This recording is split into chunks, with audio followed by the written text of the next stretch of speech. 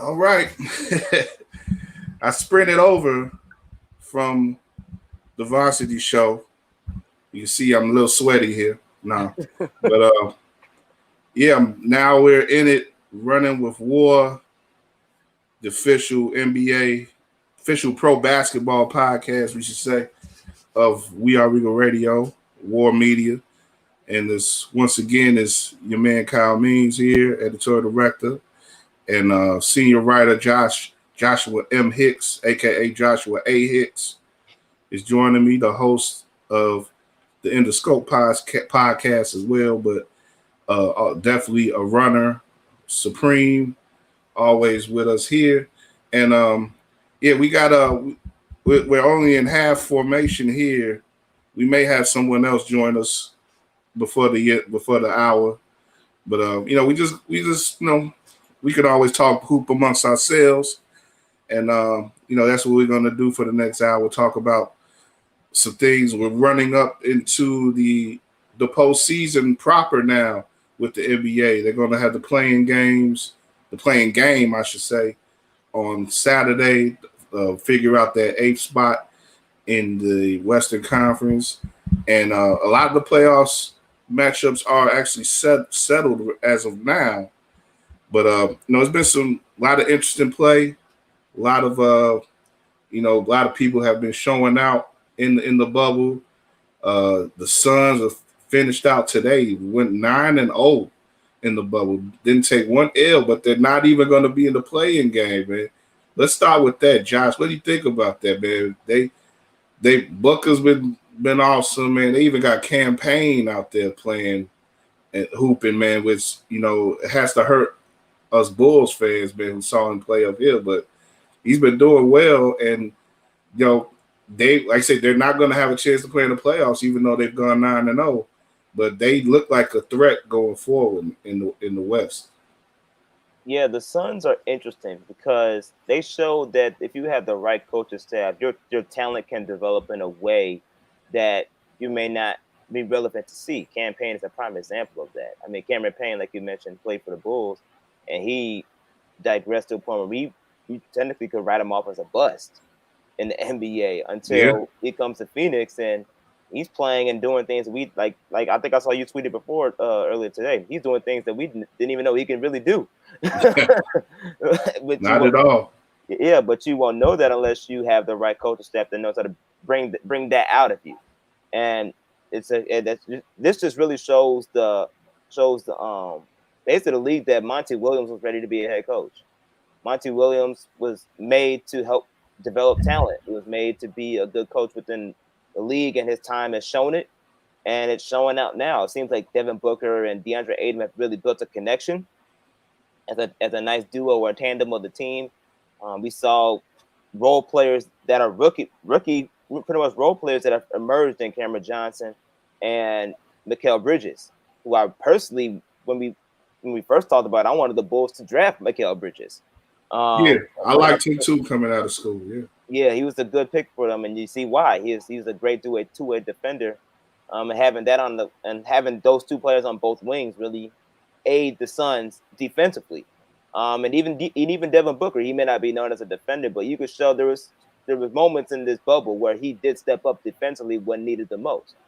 And comparing that with, Ricky Rubio and the backcourt that seemed to really emerge, especially off the bench, not just between Cameron Payne, but even Javon Carter, Proviso East native, that showed up for the Suns. He's known as a defensive specialist, but he even came out in a couple of games and knocked down some important threes to really help bring the Suns over the hump. So for anything, even though the Suns didn't make the playoffs, the Suns really earned a lot of respect within the league and with this undefeated bubble. And because of that, now you really have to question moving forward, could this be the start of a foundation to where the Suns are technically on the verge of really coming back into the Suns of old with a little remix compared to the scoring threat that they have, but considering the fact that when during the days of Steve Nash and Amari Stoudemire, Sean Marion, Grant Hill, Q Rich, and those guys didn't have a prolific scorer like Devin Booker did, like they do now with Devin Booker. But the Suns are really interesting moving forward, and you have to wonder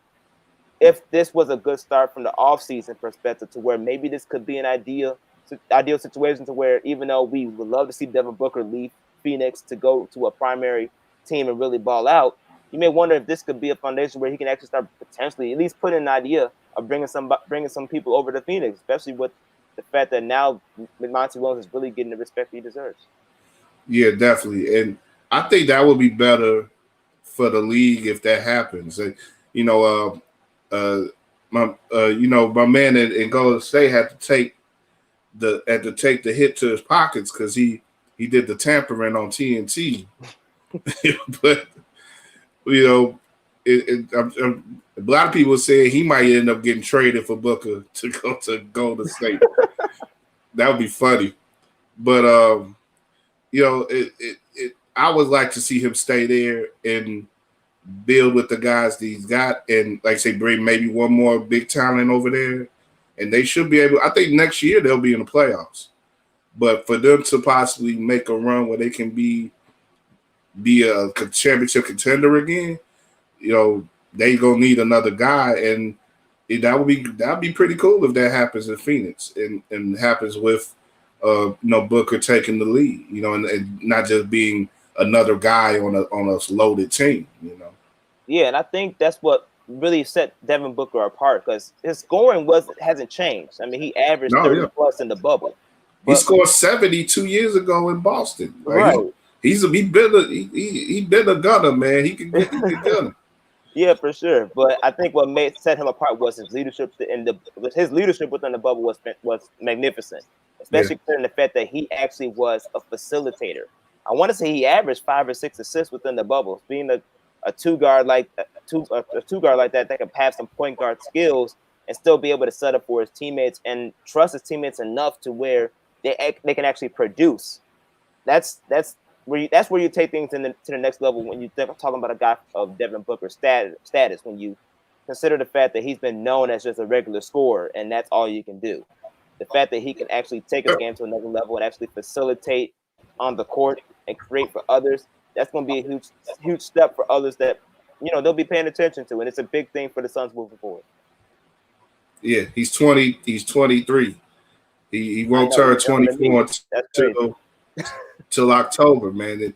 And you know, he can't. He won't be the youngest MVP because D Rose was already at 23. So the oldest he could be is 24 to be an MVP. The youngest he could be, I should say. And that if he did it next year. But I think he could be a contender next year, especially if the Suns are a top team in the West, you know. So that's definitely something to watch out for. Like I love to see them play. I'd have loved to have seen them play on Saturday, but we will have another young team that's potentially on the rise in Memphis, even though they didn't play very well in the bubble. But they'll be going against Portland, who is tipping off right now against Brooklyn to wrap up their bubble games, their seeding games, I should say. And you know what about them right now? You know, we've gone into that a little bit in past weeks with Portland, but you know they're a fun team to watch. Lillard has just been snapping on everybody on the court and off the court. he really don't care. He's telling Skip Bayless what he thinks of him, man. He's telling the Clippers what he thinks of them, and he's going out there scoring 50, 60 a night, man. Lillard he's we'll go into this in a little bit with the all bubble teams, but I think he's the MVP right now in the bubble season, man. What do you think, Josh? No, I definitely agree. Damian Lillard showed that he said it before this bubble even started. He said, if I'm going to the bubble, we're going to compete. We're going to win. I want to win. And that competitive fire just really came out during the bubble, especially as of recent. He's one of those people where you don't want to take off. And the Clippers took that chance. I mean, obviously, it's Patrick Beverley, Chi-Town native. So for him to be that type of, for Patrick Beverley to do that, it's not surprising. It's kind of in his nature. That ain't never scared. Yeah. But sometimes you bark up the wrong tree. That's true. And Paul George should have known that. They both should have known that. That's why D. Lil said what he said. I sent both of y'all home already. I had the experience, especially Paul George, in the fashion that he was sent home. The fact that he's able to back up his talk is what makes D'Lo so phenomenal and so underrated as a superstar. I think these performances are unfortunately what Portland needs just to even stay afloat, just because they do have a thin bench, and the fact that TJ McCollum's not fully healthy, although Melo has come into his own on this team, he is aging. So we have to wonder how long he's going to keep that up. And D'Lo's one of the only main consistent ones so far. And he's been shown that he's willing to put him on his back, but you wonder how long that's going to carry, especially if you're talking about playing in a 7-game series where even though the Lakers are technically thin, if they were to get to the playoffs, the Lakers do have LeBron and Anthony Davis, and that's a tough project to handle. So you really just have to wonder how long that can carry, especially when you're talking about a playoff LeBron James, which is a completely different animal. Yeah. You got to figure at some point the Lakers are going to ramp things up. They've been more about conserving themselves especially over the last half of these seeding games, because they know that they've had the number one seed clinch. There's not much for them to play for in these seeding games. Do you want them to look a little better, a little sharper than they have? Yeah, but like I said, these aren't the most important games for them, and LeBron knows when to wrap it up when the most important games come along. So it's gonna be interesting to see who gets out of that playing game, and if somehow I think if Memphis somehow does it, I don't see that being a very competitive series. There's more of a potential for it with Portland, but like you say, Josh, even that is going to be a stretch. Even as well as they've been playing. We got to see. How it's going to be. We haven't seen the playoffs like this before. We haven't seen the playoffs played on neutral court, and that there won't be the travel that's involved, and we'll see how much of a difference that makes. We got Chris on. Let's bring Chris in. How you doing, sir? Hey, Breezy, what's happening? My man. Hey, look at Josh with the throwback ESPN Chicago. I see you, boy. Shout out to Jay Hood for getting on that morning show, man. Yes, most definitely. It's gonna be nice. Him and Cap gonna be going at it. I'm definitely gonna check that out. David Kaplan, man. you got something you want to say there, Chris?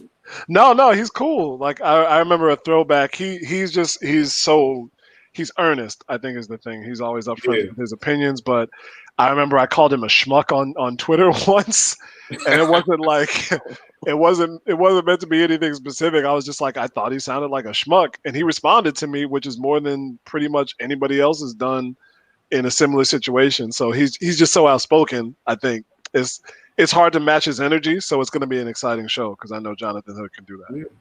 Yeah. Kappa, he ain't afraid of the smoke either. He been around Chicago. He's a Chicago dude. Been in, especially involved in the basketball scene here for a long time. So he knows what he talks about. But he gets into his personality stuff every now and then. So maybe you do need to call him a schmuck every now, and that's why Jay Hood is good against him, because Jay Hood ain't gonna pull no punches either. So they definitely look forward to that. But Chris, man, we was just talking about going into the 8th seed stuff with the West, and we were sort of giving the Suns their flowers, which been deserved because they did a great job in the bubble. But because of where they started, they didn't do good enough to.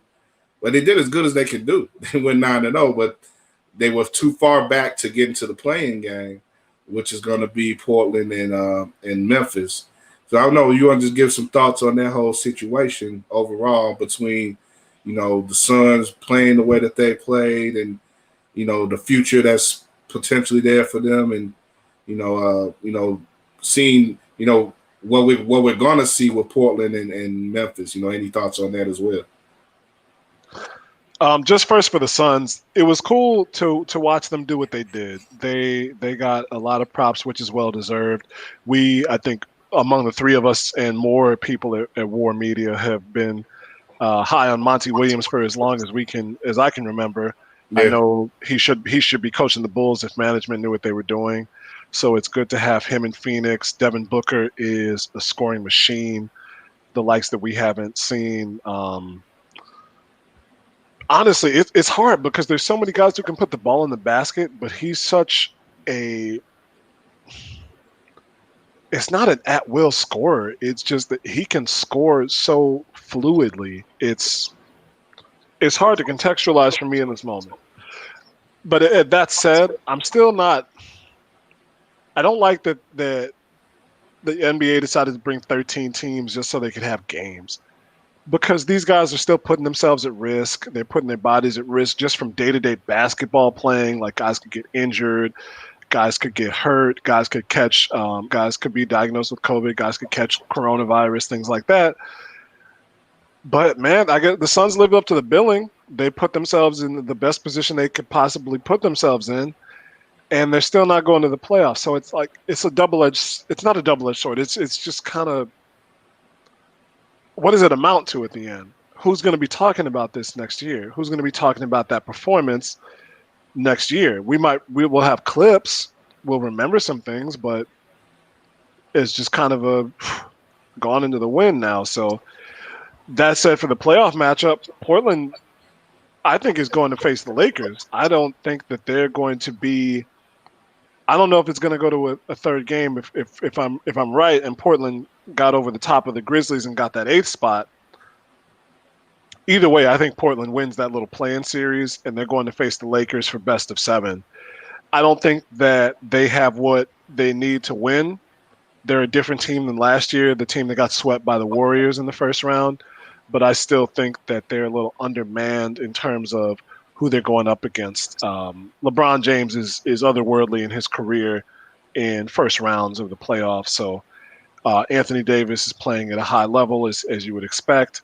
And the Lakers on the whole, when you have a team with LeBron that's bought in, that first year, maybe the second year is usually when teams they're pulling on the same rope because there's guys who won the championship and they're playing with LeBron and there's kind of that aura. They're pretty much pulling on that same rope. You saw when they beat the Nuggets the other night. So I love Portland. I think they might win a game or two off of LA, but the Lakers are going to move forward. But I think it's going to be a nice series to watch, the Lakers and the Blazers. It's reasonable take there. I'm willing to agree with that. It's that's kind of what I just said before you came on. Like, Portland can give them a cup. They can give them some competition, but the Lakers, they got to turn it up at some point. And when they do, what are they going to do against their overall length up front? They're going to rotating Davis and what's my man JaVale, up front there, and Howard as well. You got to say it. JaVale McGee.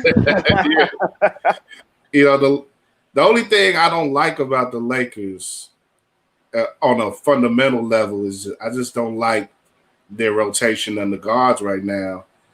I would like it more if they had Rondo there, or if they had just someone a little more reliable than Waiters or JR that they brought in. I think there's some trouble to be had there. But LeBron, he's gonna nip whatever in the bud that he needs to nip if those guys go off the reservation. So, we'll see how that plays out. But let's look at the matchups, because the matchups are pretty much set up now outside of 1-8 in the West. And like in 2-7, you got the Clippers and the Mavericks. The 3-6, you got the Utah and Denver. Denver's going to be the 3 seed with Utah in the 6. And 4-5, you got Houston and Oklahoma. I think there's some potential for entertainment in all those series, especially Oklahoma and Houston. But what among those series? What are the ones that which ones? How would you rank those series as far as entertainment value potential? Man, it's tough. I obviously you got to. I think for me, you got to put Houston and OKC number one. That's going to be anytime you have Russell Westbrook and James Harden playing against the same team that basically got rid of them, and you playing and that other team is Chris Paul. Yeah. You know it's going to get a little feisty. Yeah. And that's playoff basketball, and that's something that I definitely love for sure, especially since Russ. And at one point, Russ and James were going at it on numerous occasions, and one of those components had Chris Paul in it. Now it's the opposite. So you just wonder how that's going to play out. And I mean, if you're talking about from a full entertainment standpoint, you obviously got we assume the Trailblazers are going to get in, but Damian Lillard against LeBron, you got to put that in there. Melo against LeBron, you got to put in there. To me, honestly, I don't know about entertaining, but something I actually am really looking forward to is that I think you said the 3 and 6 seed where the Jazz play the Nuggets. Yeah. That one. I'm actually really looking forward to that. Just because both teams are so unique in their skill sets. You have Donovan Mitchell and Rudy Gobert are obviously the go-to people for the Jazz, but Donovan Mitchell's style of play is going to be is sometimes unguardable, especially if you do a pick and roll situation with Gobert. And that's something that the Denver Nuggets have struggled against, is how to utilize Jokic defensively against Rudy Gobert. But at the same time, for me, Denver, they just got so many go-getters. You got Bol who's starting to come into his own. Michael Porter Jr. blossomed into this guy who's averaging 25 points a game, at least in the bubble. Yeah. And that's not even the full roster. Jamal Murray hasn't fully emerged as of yet. So it's like Denver is very talented, has a lot of depth. And I just wonder how that's going to team up with Utah. Even though they have lack of depth, they are disciplined. They know who they are, and they stick to what they know. And as long as they stick to what they know, they're always relevant, and they always stay in close games. So you just wonder how that's really going to go, especially since even their last game they just played against each other, they went to double overtime, I want to say. That was exciting to watch. So for me personally, I want to see how Denver's young talent and their depth is going to play against a very smart, disciplined, Popovich-esque type of team. Okay. Chris, what do you think about these Western playoff series as they set up? I agree with Josh on the excitement that's going to be found in that Denver-Utah series. It's funny, those two teams historically have been not also Rams, but they're both veterans of the old ABA. I know the Nuggets are the Jazz. Sorry, not the Jazz, but the Nuggets are always known for this run and gun. And now, before when they were Carmelo Anthony's team. And now they're led by kind of the most unlikeliest of NBA superstars in Nikola Jokic. And like Josh said, they're going up against a Popovich-type team. Quinn Snyder always emphasizes defense, and that's anchored by Rudy Gobert, who can roam further than many big men that we've had in this league. The Nuggets are going to lose some things without Will Barton. Will Barton's not a superstar, but he's a solid role player who can give you a shooting touch. And Gary Harris is the same kind of guy who can step outside and shoot very well. So it's funny. We watch this NBA now pretty much knowing who's going to have the best shot at the finals barring injury. But it's still exciting to watch the teams, go at each other in the playoffs. And that's going to be a really fun series to watch. I think that Lakers-Blazers series is going to be more entertaining than I actually can't think of anybody who's probably going to undersell the Blazers at this point with the way Dame is playing. So the 1-8 matchup might not be as much of a David and Goliath as we come to expect previously. Then again, that is, the Suns won their game today, and the Trailblazers are still playing right now. So depending on tiebreakers, the Suns could sneak in unless there's something I missed. But that Mavericks Clippers, Luka Doncic, first time in the postseason against the Clippers, who scuffled a bit down in the bubble, it's going to be interesting. The Mavericks have such an efficient offense.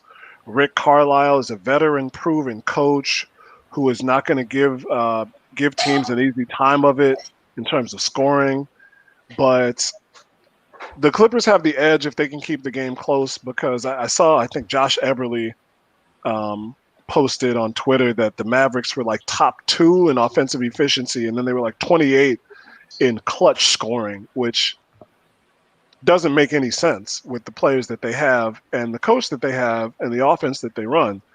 So I think that Clippers Mavericks is going to be interesting. That could go 7, which is probably going to be more hell on the Clippers than the Mavericks. So I think the 2-7 and the 3-6 that we talked about, along with that 1-8 series, are going to be really fun to watch. And you're talking about the other side of the bracket from the Lakers. So we could see the start of something interesting there, especially if you see like the Mavericks take the Clippers to 7. What type of impact would that have on them going forward? Mm-hmm. And would that make them a less viable competition for the Lakers should they meet up in the conference finals? You never know. Maybe Denver gets hot and makes maybe they could end up being the favorite coming out of that side of the bracket. I think it's very good. Could be a very good chance that Denver makes it to and interrupts that battle of LA in the Western Conference Finals as well. So yeah, we'll see. But looking at I guess let's do a quick look at the East. It's not as exciting as the West, but it's set up. Let's start and looking at the East. Let's start off with the funny thing that happened with Washington. Washington was the only team outside of the 8 that was invited to the bubble. And Chris, you may mention this, like how many teams really should have gone to the bubble. Washington ends up they're going to be like 10th in the East, even though only 9 teams in the East played in the bubble, because they suck so much that they fell behind Charlotte in regards to the number of games, to their games, their spot behind number 8 Orlando. They fell behind them. At one point, they were behind them and the Bulls in regards to games behind, because the Bulls and Charlotte didn't play.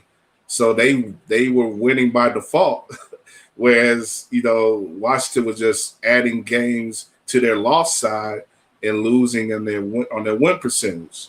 So it's one of the damnedest things, but it's something that, was able to happen because you didn't have everybody play there.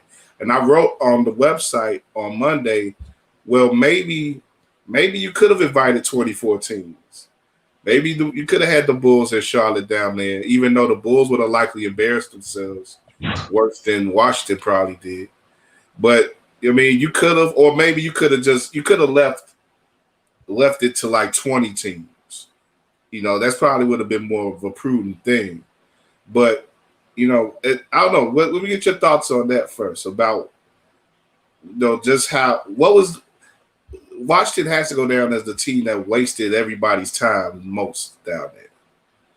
What team do you think wasted the most? I kind of think that New Orleans could be. You can make an argument for New Orleans too, because they didn't play Zion like they should have. I know there's a lot of argument back and forth about Zion, but if he wasn't ready to play, then you shouldn't have brought him in there. And they didn't play him until the end when they were pretty much out. And they really wasted a lot of time, I think, down there. It's the opposite of what we saw with Phoenix, who has done a lot to really give themselves momentum going into next season, whenever that is. They're going to have momentum. I don't think that New Orleans has much momentum right now. They got to re-examine themselves, basically. I can't, man. It's hard to fathom that the Wizards lost every game they played, but at the same time, it's not. You know how much I've been defending the East to people over the last, I don't know how long, and then they bring a team that loses every single game that they play. Washington is a town with so much dysfunctional sports, man. Like, I'm glad that the Nationals won. You know what? Let me backtrack. The Nationals won the World Series last year in one of the weirdest World Series ever. No home team won any games. They got a great, likable young star in Juan Soto, and all they had to do was not go to the White House. But then not only did Ryan Zimmerman, the veteran of the team, go, Howie Kendrick, the black player veteran who had the RBI to win the series, also decided, yeah, I'm gonna go to the White House. They got the Wizards, who have been fighting with each other for about 5 years when they could have been contending for at least the finals berth. They got the Washington football team, who I don't even need to say anything more about, and they got the Capitals. No. And the Capitals won a couple years ago. Low key. Yeah, they won, and they keep it real low key, and they seem to be doing all right amidst all that garbage. So they're like the team to follow in DC right now. But I don't know. You got the Mystics too, though. You're right. I apologize. Yeah, Mist. Thank you, Josh. You good? Yeah. Look at me. Look at me. Right, Josh. Yeah, Josh trumped you on the WNBA. He really did. No, the Mystics, but even though the Mystics are scuffling now that too. That reminds me. Part of we did our WNBA segment with Chris and James K yesterday, so you'll be able to hear that as part of this podcast when I edit it together. So that'll be on this episode of Running as well on Anchor. Go ahead. I think I mean, if bringing that many teams is a waste of time, and the East only brought 9. So for the Wizards to come and lose every game, I can't defend the Eastern Conference anymore, man. It's top heavy. It's just another top heavy year for the East, and that's a shame. I mean, I wouldn't go. You didn't want to see Boylan. No. But you guys didn't want to see Boylan navigate the bubble. That would have been pure entertainment. I would have loved to see that and turn that in, because I mean, either way, it's either that or you just hear Chuck and Shaq talk how bad the Bulls are that whole time. I feel like that would have been hilarious to me. But as far as the Wizards, I mean, the Wizards were screwed when they signed John Wall to that big ass contract, and he was still on, and he was having injuries, and eventually had that Achilles injury. That's what really killed them the most, because you dreamed of the backcourt of having John Wall and Bradley Beal, and there at that time when that contract was signed, there were already questions even then about whether they can coexist. And for moments it showed that they can. And unfortunately, by the time that happened, that's when John Wall had that Achilles injury. And the fact that we have the pandemic and all that stuff, you wasn't going to see John Wall this year. So because of that, at this point, if I was Bradley Beal at this point, I would literally sit here and question, do I really need to stay here? Am I really wasting my time here, period? To me, the answer is yes. He should have been gone. But he's very similar to a Damian Lillard type of guy. He's loyal to the franchise that stayed with him. And Washington drafted him. He thrived in DC. DC is like another home to him. So I can see why he stayed, and I can see why his loyalty is there. And he wants to take that route where he wants to build something in DC, which is something that hasn't been done before. But there's a reason why the Wizards are still the Wizards. I mean, the history speaks for itself. So at the end of the day, you just have to question whether or not if John Wall's going to stay, because at this point, he got that massive contract. He ain't going nowhere. It's hard to trade that.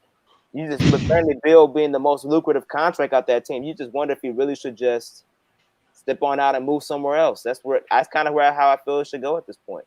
You think he could be that additional star that maybe Phoenix could add? Oh, I'd love to. But the question is, because he's so ball dominant like Devin Booker, who are you going to have to help? How would your lineups would be with that type of structure? I think Cameron Johnson and Mikal Bridges fit well with Devin Booker just because they're not ball dominant. They don't need the ball. They can just spot up, shoot the three, and play defense on the other end and cover Devin Booker. Bradley Beal is a nonstop, almost 30-point a game scorer, and he scores very similarly to what Devin Booker would. So you just wonder how that would mesh offensively, especially since Devin Booker doesn't need the ball as much as Bradley Beal. So I think ideally if they could work that out, that would be great. But I just don't see how that would work. Okay. Well, Chris, you got a dip, you say? Yeah, I got to jump off. Last thing I'll say is that I don't see anybody. The Clippers kind of threw me for a loop. They seem to kind of bog themselves down. Remember when we were on the podcast with Ricky asking which Paul George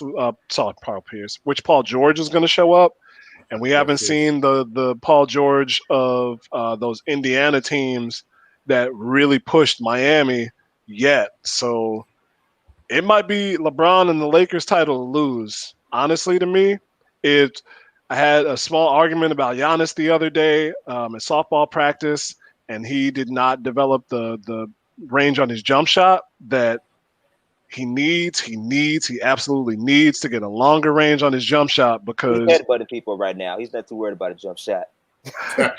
for sure. But watching, even though the Milwaukee beat Boston, watching Boston bottle him up with Marcus Smart was unconscionable to me. Like, I love Giannis, and that's saying something considering how much of a rival Milwaukee has been with Chicago over the years. I love Giannis, but he can't get stopped by a guy like Marcus Smart. He can't get D'd up by somebody 6 or 7 inches shorter than him. And until he gets a further out on his jump shot, the way the NBA is today, Milwaukee ain't going nowhere. Well, me and Josh gonna go over the matchups in a minute here in the East.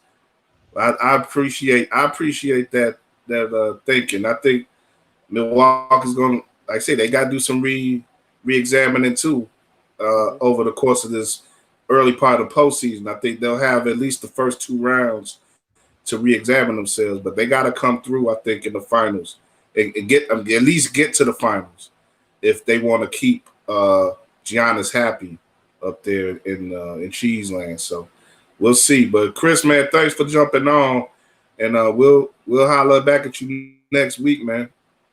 Hey, pick up Finna by Nate Marshall, classic book. I'll see y'all. No doubt. All right, Chris. All right. Shout out to Nate Marshall and all the good writers in Chicago, poets and such. But yeah, we're gonna finish up this show, look at the East matchups, and maybe go over an all bubble team and stuff. And maybe we'll look at the finalists for the major awards too. They brought that up this week. 3 finalists for the major awards. But they got the bubble specific awards too. So that's gonna be interesting. But let's look at the East right quick. 1-8, you got Milwaukee and Orlando. 2-7 will be Toronto and Brooklyn. 3-6 will be Boston and Philly, which is always entertaining. And 4-5, we're looking at Indiana and Miami. I guess there's a chance. Well, look, the home court doesn't matter, so it'll be 4-5 Miami and in Indiana. So, of those matchups, what's kind of spark your attention the most out of those matchups? I guess the middle ones would probably be the Miami, Indiana. You got the T.J. Warren, the Butler thing possibly popping off again, and like I said, there's always chippy between Philly and Boston. So yeah, that's what sticks out to me. I guess. Look, well, with Miami and Indiana too. See, I was looking forward to possibly Miami seeing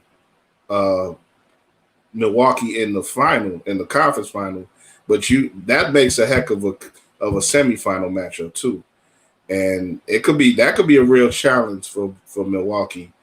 They may need to get themselves right sooner than the conference final, like I just said a minute ago. If Miami ends up making it to the second round. Yeah, Miami's not a team to mess with. To be honest with you, any team with Jimmy Butler It's a team that you don't want to mess with just because of what Jimmy Butler brings to the table. He brings tenacity, he brings toughness, he brings grind and grit, but he also brings clutch shooting. He brings he's been the glue to a lot of teams that have been in the playoff runs. He was the main glue that he's made teams into playoff contenders that weren't. Yeah. Here in Minnesota. Yeah, and to be honest with you, Philly misses him too. Philly's missing him badly right now, especially now that Ben Simmons is gone. So at this point, you can Jimmy Butler. You know what you're going to get out of Jimmy Butler every night, and the fact that the history with T.J. Warren and the Pacers in general for Jimmy, going back to even in the Bulls days, when Derrick Rose and those Bulls playoff teams will go against Indiana Pacers in the playoffs. There's history for Jimmy Butler there, and this is only just an added layer to that extra chapter. I'm honestly interested to see how Victor Oladipo is going to be because he's coming off an injury. They say T.J. Warren is technically hurt right now, so even Indiana's not at full strength, but they have the main guys that can help at least get them past the first, maybe the second round. So I'm interested to see how that matchup will go. And like you mentioned earlier, Boston and Philly, that's always intriguing. But it really is intriguing now, considering the fact that Ben Simmons is gone. You wonder if Philadelphia will actually bounce back from that. And I think at this point, this is an evaluation moment for Philly. Going into the offseason, you really get to see who is if really you should even keep the duo of Ben Simmons and Joel Embiid. As of right now, it's looking kind of suspect. And you already saw what Philly is like without Joel Embiid when he's hurt. They went on a nice winning streak when it was just Ben Simmons earlier in the season. Now Ben Simmons is out. How do you evaluate the team when it's just Joel Embiid running the show? And that can actually help you figure out what your future is going to be. As far as Boston, Boston is Boston. I come on the show and said they're really my dark horse team because of what they can provide. Having four people that can get you a bucket at will, averaging 20 plus a game. That's a deadly situation, especially if offensively you don't have much of an offense. It's a nice go-to for that. So those are all intriguing teams, but obviously we highlighted on Milwaukee a little bit and the importance of Giannis continuing to develop and them making the finals. But at this point, you kind of got to question after Giannis who's the go-to guy. We all thought it was Chris Middleton, but he's been shown to be a little flaky. He doesn't always show up. Outside of that, you got a bunch of role players that fit their role, but are they really go-to players? You really don't know, and that's always been the suspect question when it comes to the Bucks. If Giannis doesn't have anything going, who's going to step up? And they still have to figure that question out, and it showed in the bubble. And that's why Toronto, for me, I think that's the team we really got to be careful on. And unfortunately, we don't talk about them enough as we should. But Toronto is a team that, even without Kawhi Leonard, who helped them and was their finals MVP last year, and without Danny Green, who played a huge part in their success last year, they still continue to stay consistent and stick to who they know they are. It's another Popovich-run team, just with better talent. And you got to give props to Kyle Lowry, who showed up in the bubble. You got to give props to Pascal Siakam, who showed up. And we got to give a shout out to Fred VanVleet, Rockford native. Yeah. You got to give props to him. He's really shown and coming to his own as a nice, solid backup option who this upcoming offseason, he's going to get paid. And I don't know where it's going to be, but he's going to get a nice check coming this offseason for his resume with the Toronto Raptors. And Nick Nurse is arguably the best coach in the league right now, considering the fact that he knows how to keep his team playing at a consistent level, but it's also very schematic, which is something he took, obviously, from that Popovich tree. So Toronto's a really interesting team that we over here talking about the Bucks and them making the finals. If the Heat don't stop the Bucks from going to the finals, Toronto's may eventually be that team that can. And if they do, but they've proven they can. Yeah, they've proven, and like I said, they've proven they can. So that's going to be interesting to look for and something we cannot for sure dismiss. Yeah, I got a little bit more of my heart with Milwaukee, but I agree with you definitely on Toronto. And I was thinking about their stability on the court, their coaching with Nurse. It may be the best in the East. But there is something that popped up today that may be an issue.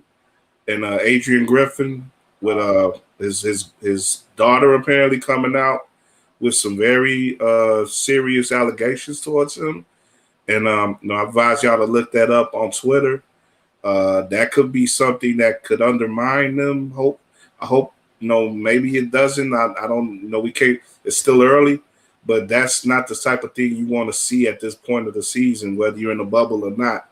And some people I know have contextualized that in the way with the Bulls, because Griffin has been mentioned as a possible head coaching candidate for the Bulls, and that may be out the door now with him if these allegations are to be believed or to be confirmed, I should say. And that's just something difficult there. It's the type of thing that you definitely don't want to see as a team. But Toronto, like we say, is a team that is built well on the court. They know how to deal with going deep in the playoffs. So all things considered on the court, they're definitely a threat. And as number 2, they'll get to avoid the Bucks to the conference finals. They may run into Boston in that second round. That could be a very nice matchup.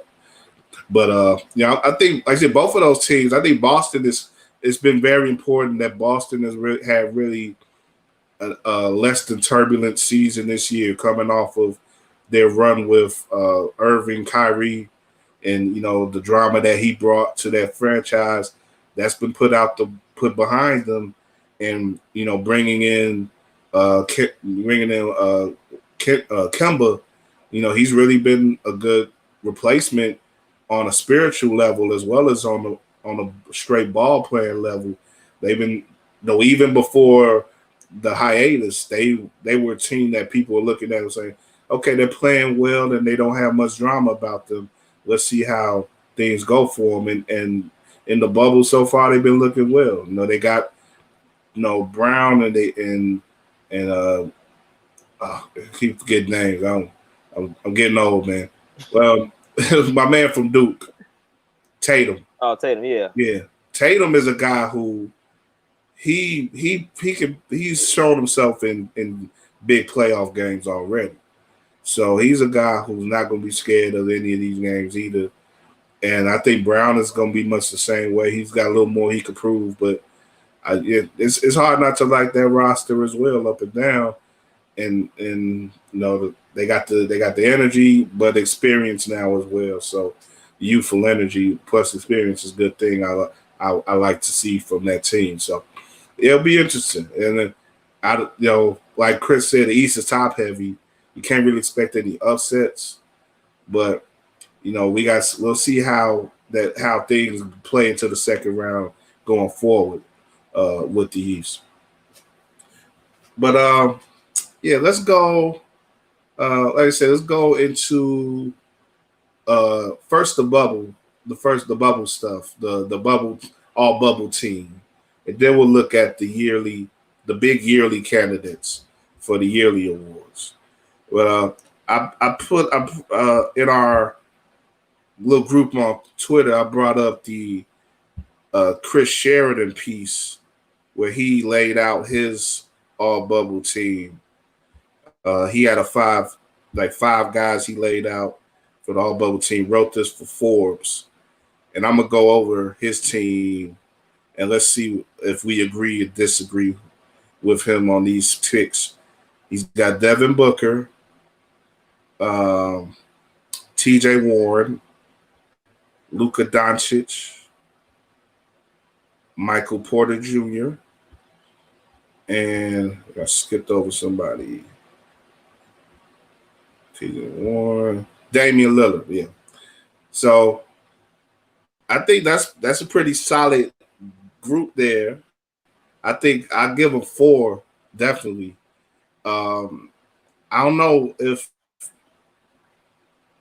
I guess Porter may be the guy who I would argue with most, but what do you think about that 5 as an all bubble team? Who if anyone else would you advocate for an all bubble team? Man, I pretty much mess with that roster. I'm more of the Michael Porter Jr. guy than you are in this specific situation. So, I like that he's in there. Got obviously Damian Lillard has to be in there. T.J. Warren for sure has to be in there. I know. I think you said it's Luka and who's the other guy? Luka. Is it Luka? Yeah, Luka, TJ, Damian, and Booker. Oh, Booker. Yeah. Those are the Yeah. main five that I can definitely see. You could potentially substitute Luka for maybe like Giannis or someone like that you know has been sort of dominant. Maybe Anthony Davis. I don't know, but Yeah. outside of See, that, my I only think they got thing. it right. Yeah. Chris. I mean, Chris Shannon knows what he's talking about with the league, of course. So my only thing is, I still look at like all teams like this. Like, I gotta have like a big man, like So that team doesn't really have a big man. So like, I'm looking like, okay, what about an Anthony Davis or maybe even a Porzingis or somebody or Giannis, or just try to think of some of the bigger men, the real big men out there who have played well in the bubble. But Warren, I mean, Porter's definitely done his thing in the bubble as well. So if you're looking at it, a lot of people are inclined to think of it this way, positionless. That probably is that probably is the top 5 players in the bubble when you look at what they've been able to produce and everything over these games. But it's I'm willing. I'm willing to ride with that. I think, but I say if you made it more of a traditional team where you had 2 guards, 2 forwards, and a center, thinking of the centers, I probably would go with like an AD or something to that degree. But it's cool. But and I think we already mentioned like the MVP would probably be Lillard, right? You go with Lillard for MVP, or would you go with anyone else? I mean, I think honestly that's what's going to determine that is if he wins this play-in game. If outside of that, I think he definitely should get it.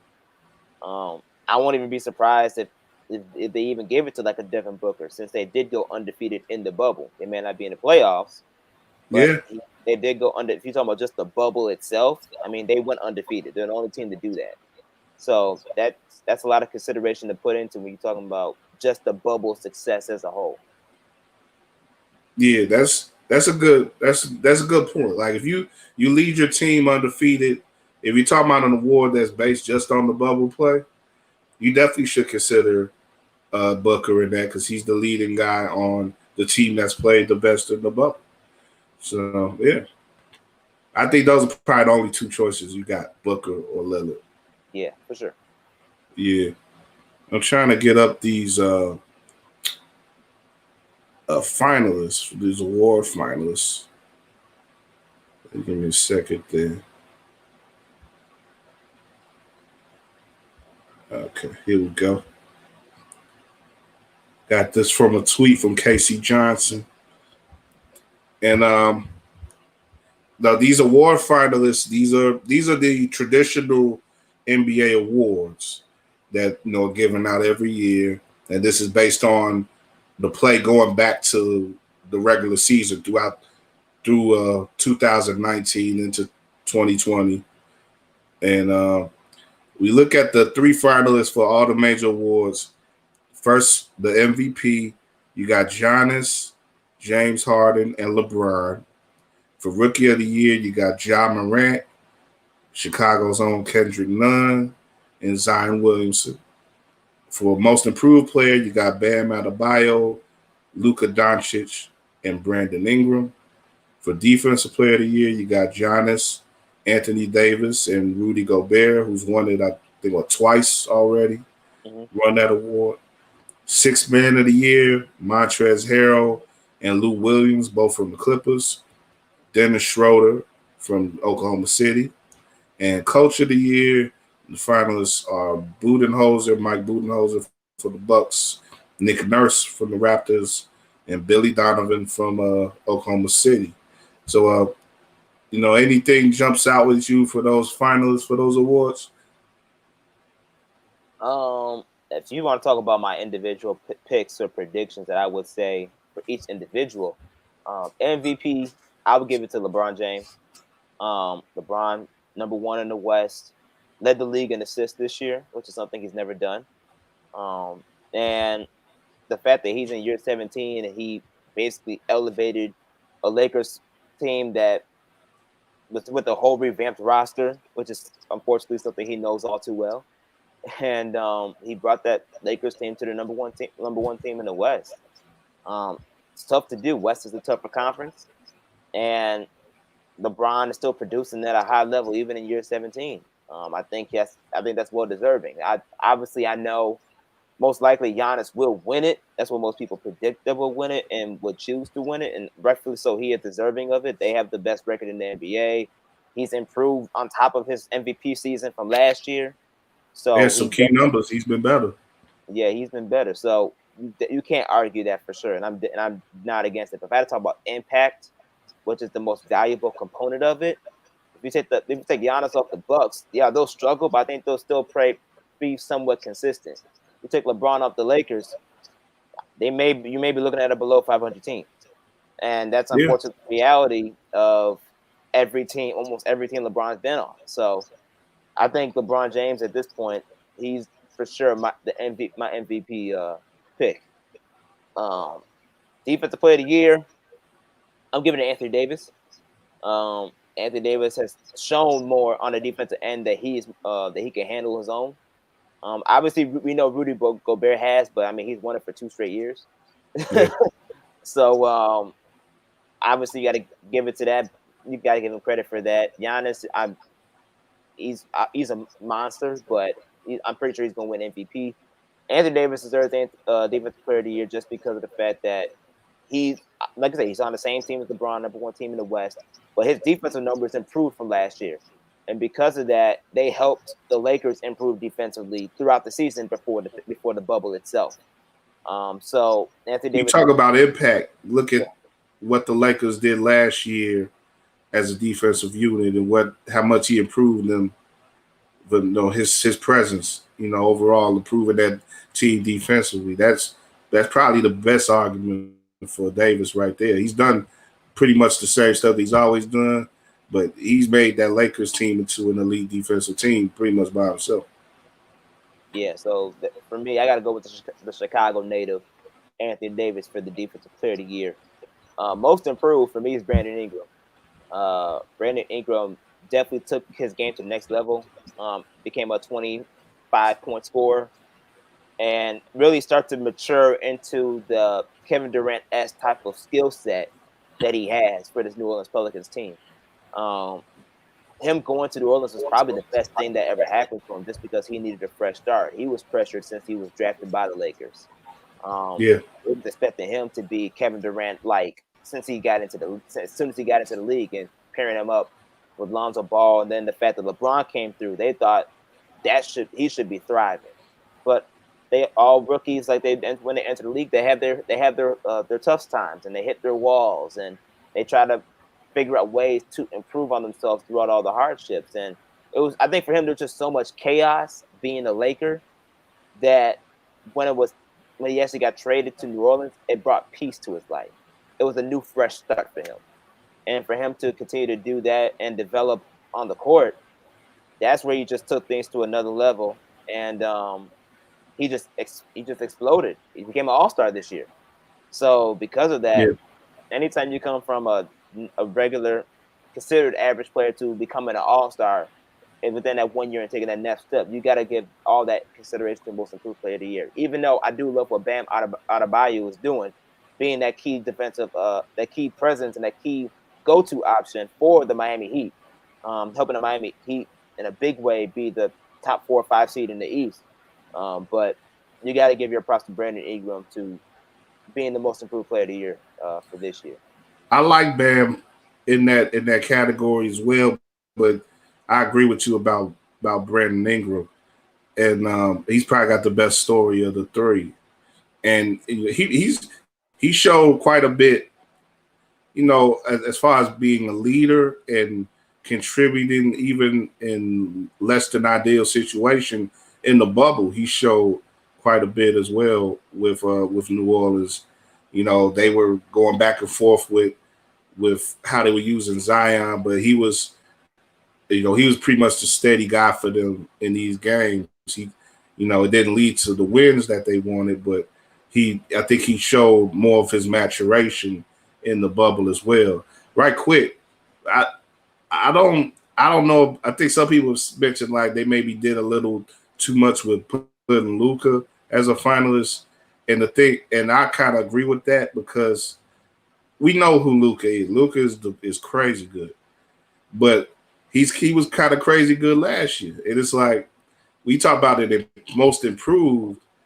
I think it's hard to put a guy in from a rookie year to a second year unless it's a meteoric thing, to put somebody up for that award in the second year. I don't know about that.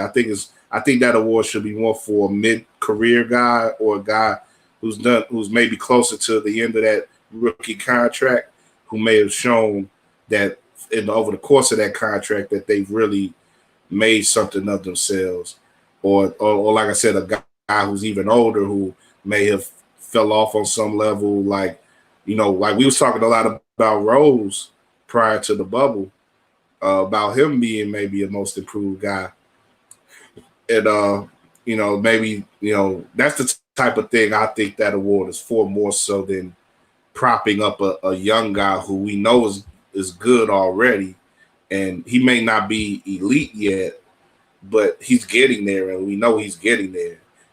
He just says, I don't know, but Luke is definitely. I think by next year he'll probably be a finalist for MVP, but maybe, I don't know about the most improved for him. No, you can't be most improved when you're the face of a franchise like that. He came in being drafted as they know he's going to be like the foundational piece and face of the franchise. Yeah. So you already got that responsibility, and he didn't perform like a rookie last year. No. So you can't put that type of talent, and even though he has added and improved to that game, to that component based on the numbers he put up this year, when you compare most improved, you want to talk about drastic change, drastic improvement, literally taken from one step to a whole nother level of competition. And we saw that with Bi, we saw that with Brandon Ingram, Jimmy Butler, those type of guys that actually took on those roles and took things to another level. So those, like you said, those are more for those type of stories and those types of elevations from a talent perspective that deserve that type of reward. And this year, for me, is Brandon Ingram. Yeah. Look at the rookie right quick. This probably it looks like it's going to be dry, easy, because Zion didn't get enough time to play. Right. But it's nice that they're recognizing Kendrick. I'm sure you like that. Oh yeah, most definitely. Kendrick Nunn was one of these undrafted stars that really shocked the world. Quite frankly, when the season started, and we got to give props to Kendrick, because the way Kendrick's playing right now, or has played all throughout season, he's been doing that since Simeon. That's nothing new to him. It's just that he was never had the chance or had the opportunity to try to excel and take advantage of. And the fact that the Miami Heat gave him one, I think the situation fit him perfectly for that to happen, because that's what Miami is known for. They're known for developing talent and building on top of the talent that they already have, ever since they drafted Dwayne Wade and the existence of Pat Riley. So yeah, definitely.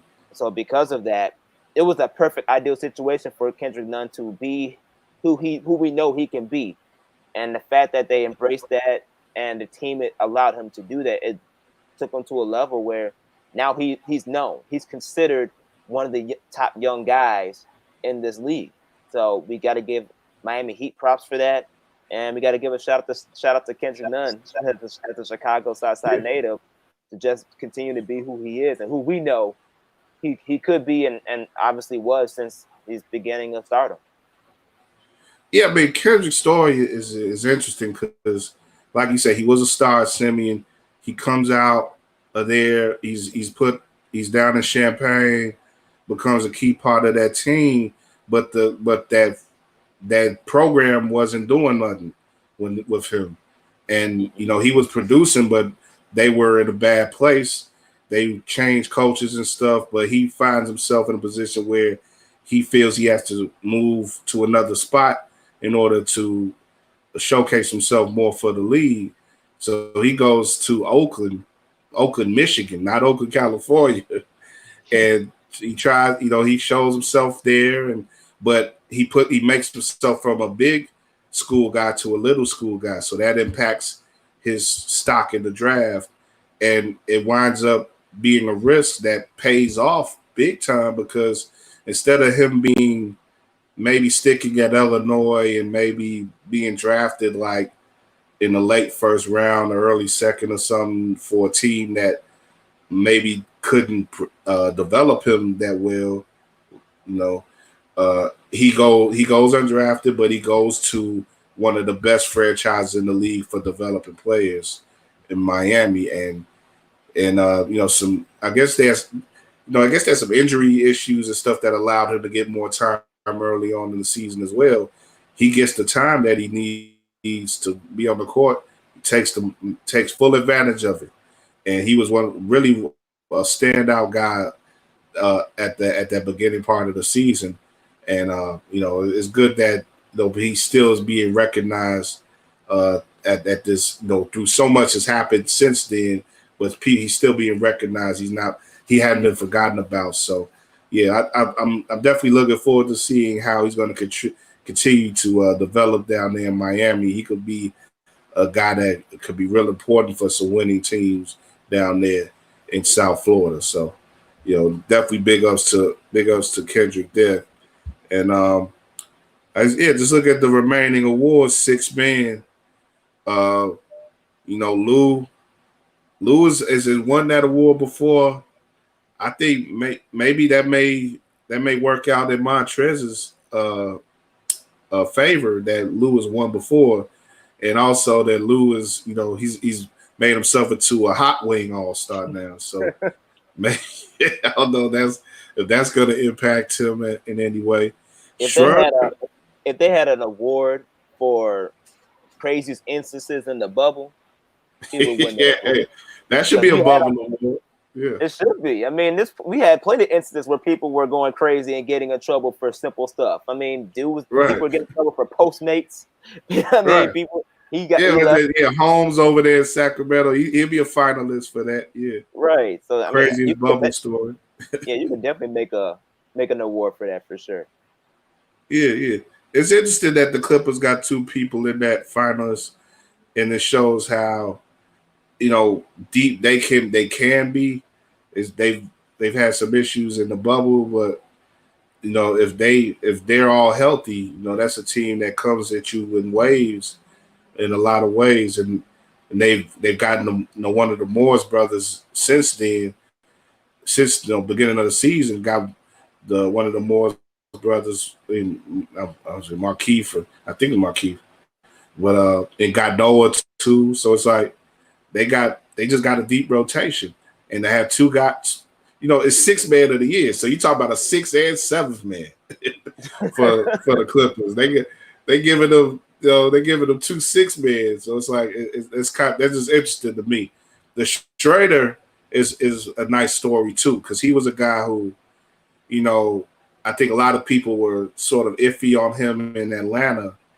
And then he gets included in a deal going over there to Oklahoma City. And Oklahoma City goes through all this type of change, with Westbrook getting moved out, and CP3 comes in, and the difference that he's made just with all their young guys, and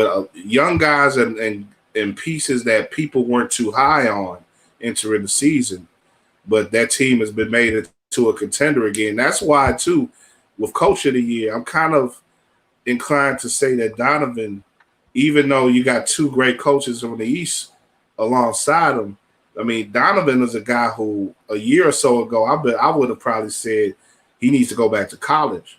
But this year, he's really been impressive in just allowing that team to develop and allowing CP3 the space to do his thing. And, like I said, they just been really impressive, and they're a top, arguably a top. I think they're the 5th team, but they're arguably a top 4 team in the West. Yeah, if you're going to put Billy Donovan in that Coach of the Year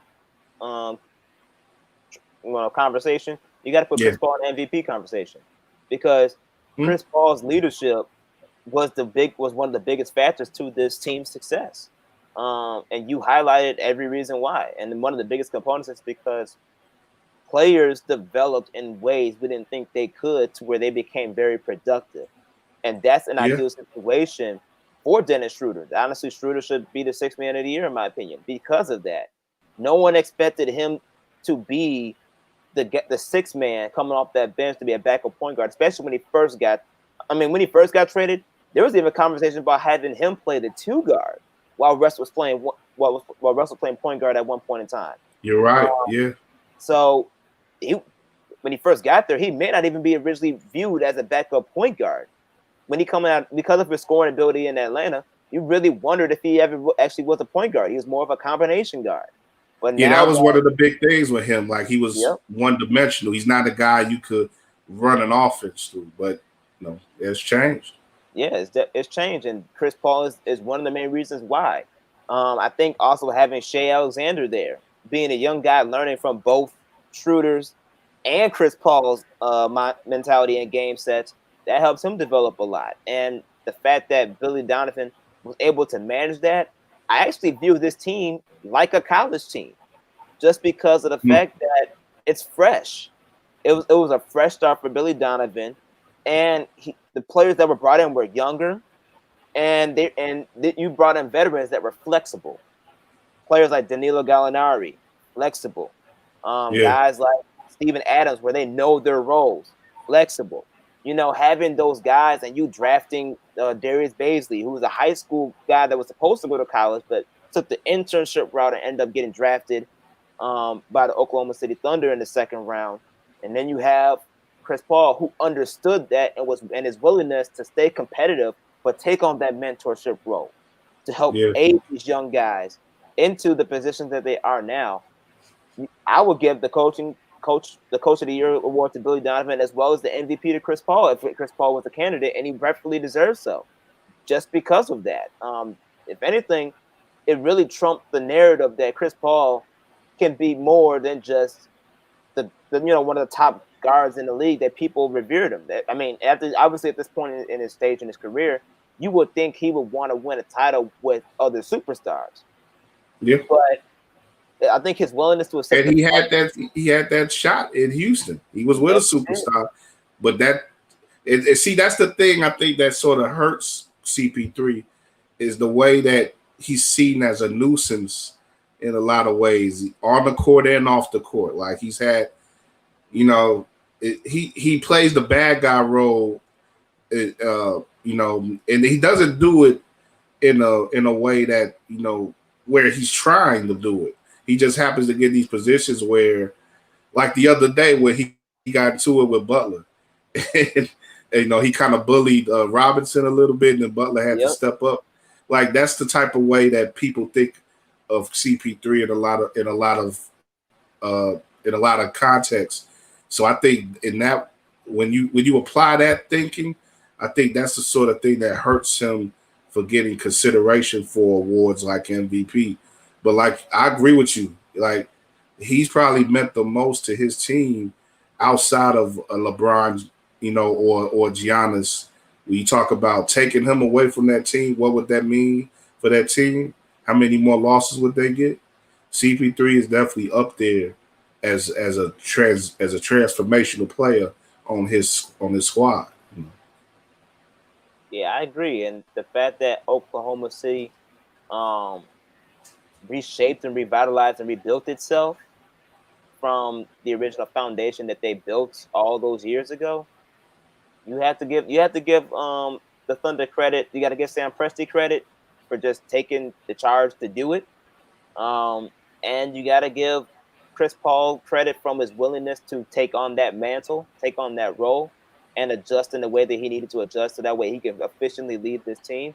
And you got to get, and like you mentioned earlier, you got to give Billy Donovan credit for not just tolerating it, but also working with Chris Paul to make it the team that it is now.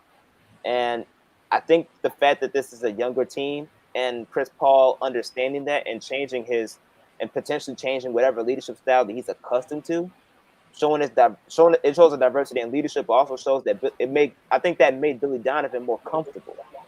And the fact that he doesn't have to now deal with heavy-headed superstars constantly clashing or constantly going at each other, and even potentially constantly going at it with him that we may not know about. Yeah.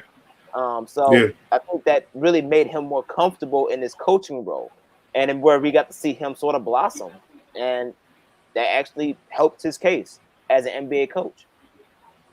Yeah, definitely. Good. Well said, Josh.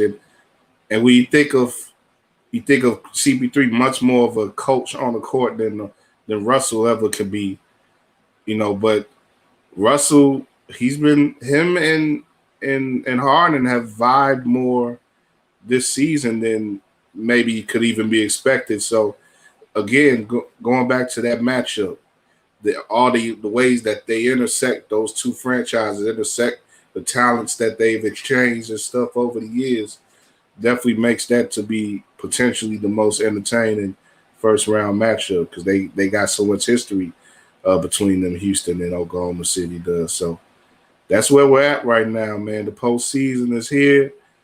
The NBA continues to rock down in the bubble, man, and nobody's sick. Some people have tried, nobody's sick, and it's great to see. It's great to see that the NBA has maintained itself as it has, and it's given us a chance now to really see on a legit side who was the best team this year. It's not the same as if they would have been able to play through the spring and play in all their home arenas and do the back and forth like we normally see. It's a different thing. But these teams have come down there to Orlando. They played hard. They played like they're playing like they really want to see who's the best out of each other, and this is for the best for all of us in watching and observing. So I'm definitely looking to see, starting with this playing game this weekend, who's going to make it and who's going to go fishing before everyone else. Now's the time that you got to put up or shut up. So this is that time of the year. It's come later than we typically get it, but it's that most wonderful time of the year now where we really see who's who in the NBA and who's going to make it to immortality, and get to raise up Larry O'Brien. Yep, that's true. I'm looking forward to it. And this year is going to be one of the most exciting playoffs we had in a very long time, especially from a Western Conference perspective. I'm interested to see what each series, brings to the table. And obviously, we'll be back on Running with WARR talking about it like we always do. But I'm really excited to actually, especially in this case, have more of a role in being more of a fan and watching it while also analyzing it. I think in previous years since the pandemic, since we've been on the go with a lot of our work, we haven't had a chance to really just sit back and just watch everything, and instead of just analyzing everything, just enjoy what we're witnessing. And this is one of those moments where this year, with not much going on now because of the pandemic, we can actually sit down and actually watch and really embrace what we're witnessing from a playoffs perspective. And I don't think this year's going to disappoint at all. Yeah, definitely. Thanks, man. Once again, enjoy talking with you. And, it's pretty cool to be able to talk one-on-one for the most part. We're glad that Chris jumped in too. But, we should have at least the 3-man formation, if not the 4-man formation, back at it next week. with more running with WARR. And definitely check us out with that. Streaming live on YouTube and replay later on WARR on Anchor. And definitely check out Josh's In the Scope podcast this week. We'll be talking to go ahead. You plug it yourself, man. Let us know what we're going to have on the ITS this week. Yes, sir. ITS this week, we have Bruce Douglas. He's actually a pastor now, but he's a former player out of Quincy High School, went to U of I, played on one of the legendary Big Ten teams with Coach Lou Henson, who unfortunately died within the past couple of weeks. Yeah. So we want to obviously send his condolences to him and his wife and his family. But Bruce is going to hop on the podcast to talk about his life and time at U of I. What was it like playing for Coach Henson, and obviously post-pandemic, what he's doing right now as a pastor of a church. So that's definitely good to see. And next week I have a very special guest that has come on.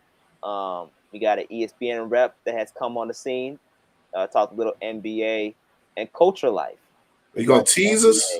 So I'm gonna tease you guys a little bit, but definitely be on the lookout for that too. I'll at least get to find out before the rest of y'all. So yeah, kind of don't have a choice with that one, boss. Yeah, right. So I'm not mad at you. That's good to hear, man. In the Scope podcast every Friday on WARR on Anchor, and also on Sports Zone Chicago. You can hear it live Friday afternoons. So definitely, there's multiple ways to check out my man. And we'll be back at it next week with this show.